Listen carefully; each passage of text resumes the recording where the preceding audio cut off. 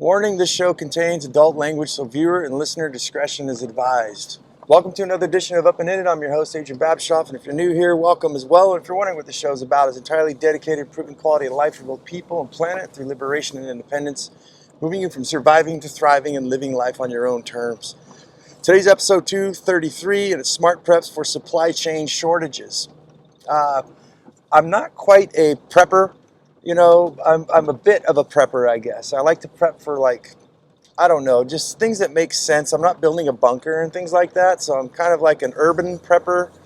I don't really know how to call it, but I'm not freaking out here saying we should get a bunch of guns and stuff like that. I think we should just use some common sense and figure out some things that we can use to make our lives better, regardless if something bad happens or not. So please excuse the background noise. That's my F-350 7.3 liter pickup truck. I do my shows here on our work commutes. So let's jump right into it. I want to start with food. And the very first thing, as I said, we want to utilize things that we're already doing, right? We don't want to waste. I see a lot of people with food.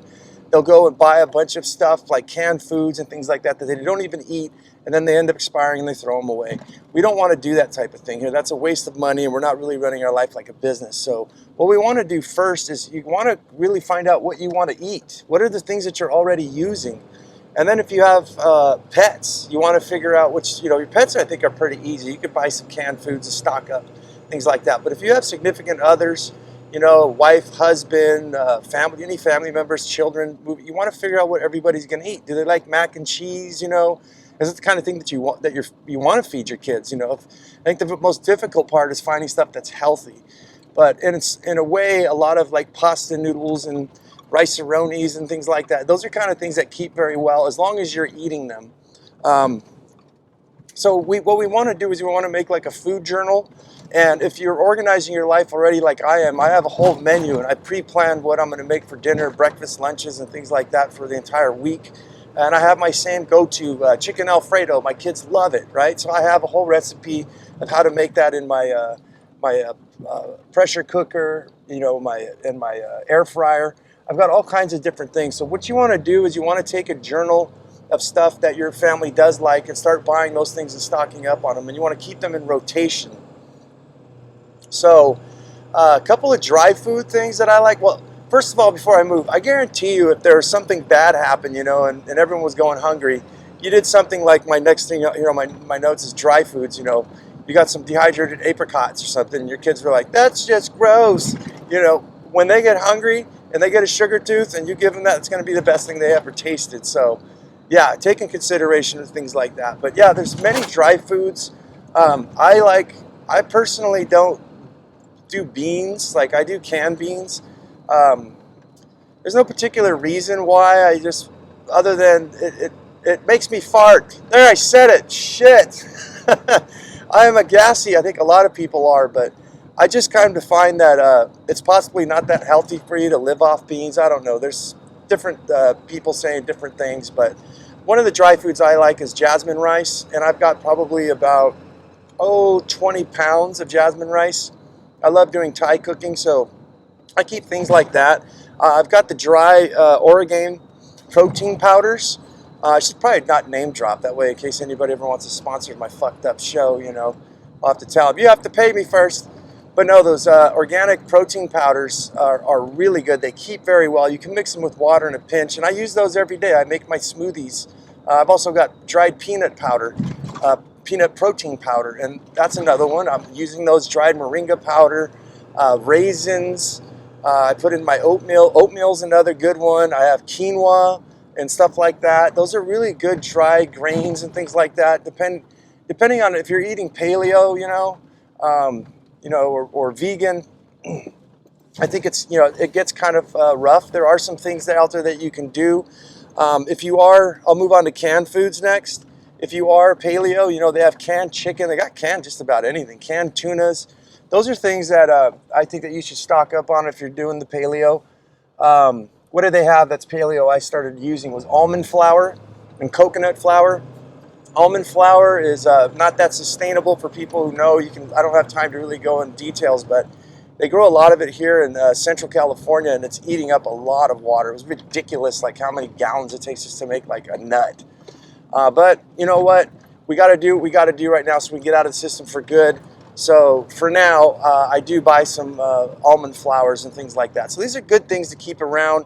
And then also, if there was ever a really big catastrophe, I've got stuff like triple chocolate brownie fudge mix, and we don't really eat them a lot. It's for me right now, recording this is the last week of May. We have Memorial Day, I think, coming up. And I'm going to barbecue some.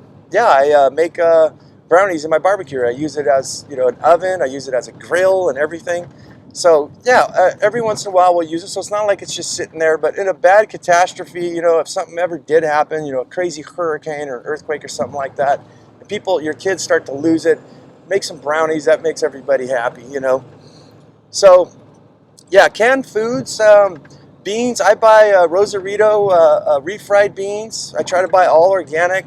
I got diced tomatoes, tomato sauce. Tomato sauce makes a good, I want to talk about diversity. Tomato sauce makes a good Bloody Mary, It also makes it good if you've been drinking too many Bloody Marys. Just drink some tomato sauce mixed with lemon and lime, salt and pepper, and a couple seasonings. And just make yourself basically a tomato juice. It rejuvenates the cells in the liver.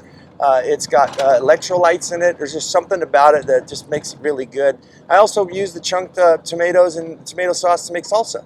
I'll dice up tomatoes and onions and stuff like that. And then I'll dump those in, and it actually gives it a good creaminess and a good flavor.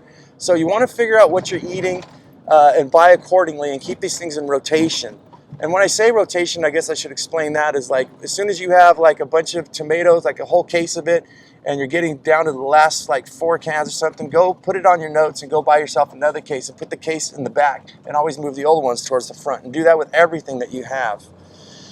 All right, frozen foods. For those of you who are vegan, vegetarian, they have flash frozen foods. My opinion that they wait till they ripen, right? They can't. Usually they pick stuff green and they send it to the grocery store. But when they flash freeze, say stuff like broccoli and carrots, they'll wait till they're actually fully developed. The reason why they can't ship it is that they'll spoil by the time they get there. But frozen foods, in my opinion, they want them to taste good, so they're going to wait till they get like really nice and ripe. So get yourself a freezer and stock up on. They got frozen fruits and vegetables and things like that. They have like stir fries and things, and I use those anyways. As I said, frozen cherries and frozen pineapple and stuff like that makes a good summer treat instead of a popsicle. Give your kid when it's 100 degrees. Give them a bowl of frozen strawberries and mangoes and stuff. They'll go apeshit over it. All right, so we went with food. I don't want to take too much time on that, but the next one's gas. And I think that you guys, we may have gas shortages and things like that people are talking about. But regardless, what I've done is I'm not quite up there like the big time preppers say. I've got about 6 gas cans and 6 diesel gas cans. And what you do is you fill up these gas cans, and you can use plastic. We don't have time to really go in super detail. Maybe I'll put an extra episode on the private Facebook talking about going in a little more hard detail. But I bought the metal ones, the jerry cans, the Wavian, I think they're called. And these things are made by the military. You can, they can fly out of the back of your truck, and they're not going to get harmed really that bad. But what I did is I got me 6 of those, which is 6. They're 5 gallons. I've got 5 gallons, 6 5 gallons of regular gas, and I have 6 5 gallons of diesel. And then my truck runs off diesel. So the other gas I could use for like my generator and things like that, which we'll talk about. But what you do is every 6 months, you're going to mark one, say January. When it comes July, you're going to dump that thing into your tank of your car or whatever you're using, and then take it down to the gas station when you fill up your gas tank in your car, and just fill that up and keep those in rotation so the gas never goes bad. These are things that are good if you had power outages and things like that, and just to get around. If you needed to buy groceries, and let's just say, it happened in the 70s where they had gas lines. People were waiting to fill up a tank of gas. So at least you have enough to kind of keep going. I think those are definitely things to take consideration. My next big one is water. And this one's simple. I know a lot of people drink bottled water, and I don't want to beat you up if you do, but guys, man, those plastic water bottles are ending up all over at the bottom of the ocean, on the top of the ocean, on Virgin Islands and places, and it's just ridiculous. Get yourself one of those gravity-fed water filtration systems. You can go down to a lake, a stream, you can pour water in there, and it's definitely going to filter everything out. Now, I completely forgot if you're able to take like pool water and do this. I believe that you can, but these things have like a 99.9% success rate of filtering out Giardia and bad bacteria. The one I bought, you can literally pour red dye. You can fill up the water just to make it red, and it'll literally come out clear. So that's how much these Micron charcoal filters can do for you. But you have automatic water. And again, I use them. I live tiny. I use them every day. That's where I get most of my water from. So let's move on to propane. And propane has, what I like about propane compared to wood, I think you should consider keeping some wood, but propane doesn't rot out. Termites don't eat it. It could sit there for years and years, to my knowledge. It doesn't go bad. It has multiple uses, such as cooking. So if the power did go out, there was big shortages, and as I said, I cook everything on my barbecuer, hook up the propane tank, which I already have because I live tiny, and start cooking some food. Propane you can use for heating, and it's called a catalytic safety heater. You can look into them. They have multiple different types, and if you're in a cold country and everything iced over and the power lines broke or the gas lines for some reason broke, pull out your propane tanks and hook up your catalytic safety heater, and you can literally put this in your room with you. It's not going to kill you. Light is my next one. Go down. I don't have a big thing with light. My stuff runs off solar. I mean, my truck's even got solar on it. But they got those little white, looks like socks, right? Like little rabbit foot socks. Get yourself one of those. I've gotten me one, and the problem is that it's been sitting for years, and the socks actually corroded up. So you want to make sure you buy some extra ones and maybe make an airtight container for them, or keep them in rotation. But you never know when you're going to need light. And you see the diversity of propane. The next one is generators, and I don't know too much about these other than they're not very efficient.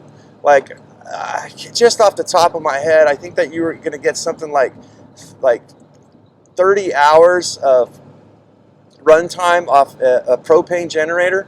Now they do have generators that are, what is just pretty cool is that they run off regular gas. And the exact same generator has a switch that'll run off propane, so you can run it off dual fuels. So that's kind of cool. In a pinch, if you had those vegetables in your freezer and the power went out and you ran out of gas, at least you can go down to your propane, even though it's not that efficient, and you can still run things that way. So yeah, multiple uses. Next one I have on here is first aid. And one of the things I found was a shortage of peroxide during the epidemic, or the pandemic, whatever they're calling it now. Anyways, there was no peroxide. I wasn't really freaking out, other than I keep myself a little spray bottle, which is kind of nice so you can spritz wounds. And I use it mainly for my cleaner. I make my own bathroom cleaner, like toilet cleaners and stuff like that, disinfectants basically.